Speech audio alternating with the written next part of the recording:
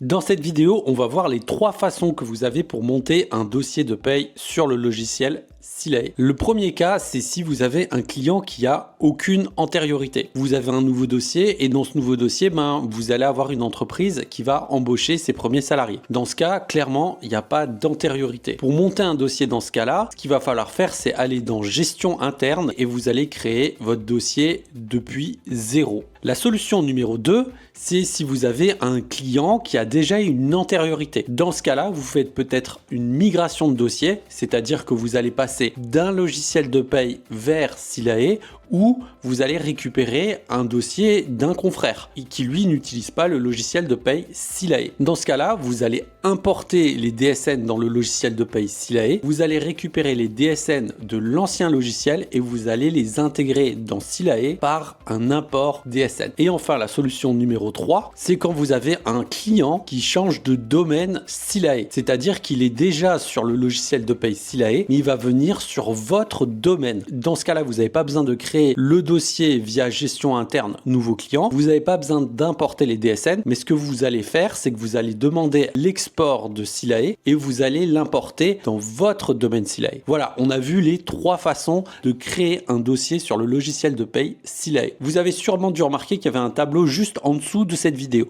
Si vous voulez récupérer ce tableau, c'est extrêmement simple. Il vous suffit de vous rendre dans la bibliothèque de contenu si vous êtes abonné à mon blog. Si jamais vous n'êtes pas abonné à mon blog, envoyez simplement LPF dans les commentaires et je vous enverrai le lien de la bibliothèque de contenu dans lequel vous allez pouvoir récupérer ce tableau et toutes mes autres sources gratuites.